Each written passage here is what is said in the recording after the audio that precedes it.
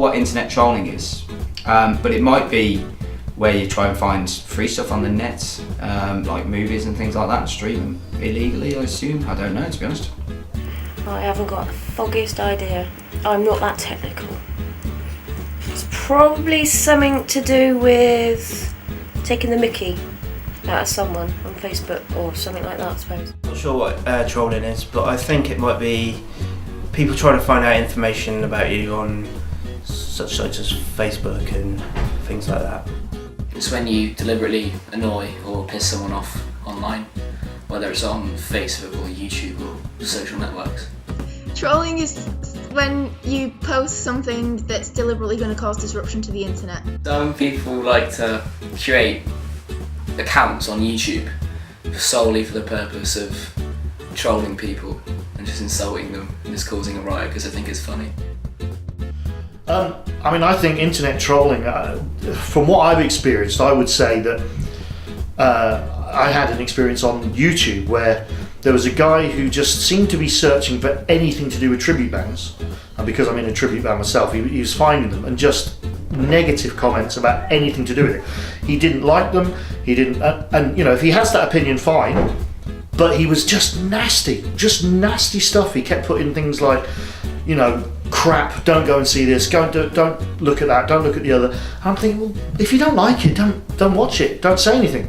It just doesn't make sense why someone would have to put their opinion across that's totally nasty when it's irrelevant. Trolling is defined nowadays by news media as the act of posting anonymous comments or content on the internet or on social media sites such as Facebook and Twitter, aimed at abusing an individual or a community of people. However, the term trolling actually refers to people who start intelligent but perhaps controversial topics on bulletin boards and forums with the intentions of starting heated debate or arguments, or sometimes just a fight, just for fun. Their aim is to provoke an emotional response from the people viewing what they've posted, whether they mean what they've written to begin with or not. Early trolling on the internet was generally compared to flaming, which, whilst unpleasant, the comments posted weren't serious enough to cause big problems. The term itself most likely began in the early 90s in the Usenet group Alt Folklore Urban, with the phrase trolling for newbies. Veteran members of the group would post questions or topics that had been so overdone and answered that the only earnest responders to the topics would be new users who didn't know that the topics had already been discussed a lot, thus sorting out who is new to the site and who isn't. It was basically a bit of an inside joke for long-term users of the site. Back then, the term and the practice of trolling was considered a positive contribution. But by the late 90s, Alt Folklore Urban had such heavy traffic and participation that trolling of this sort was frowned upon. Others expanded the term to include the practice of playing a seriously misinformed or deluded user, even in news groups and sites where one was not a regular. These were often attempts at humour rather than provocation. In such contexts, the noun troll usually referred to the act of trolling rather than the author themselves. Trolling comes in different forms online. There's text-based, video, audio, and photos. It has been found that many different types of people troll online. People with severe mental illness, people who may have an autistic spectrum disorder, young children without the mental capacity to see that what they are doing is hurting others, and old people who know exactly what their comments may be doing to the person reading them. This can then be broken down into those who do spur-of-the-moment trolling, and those who actually plan out what they're going to write. Those who plan out what they want to troll seem to display more psychopathic or sadistic behaviour in that they get a kick out of what they are doing or are excited at the prospect of annoying or hurting somebody.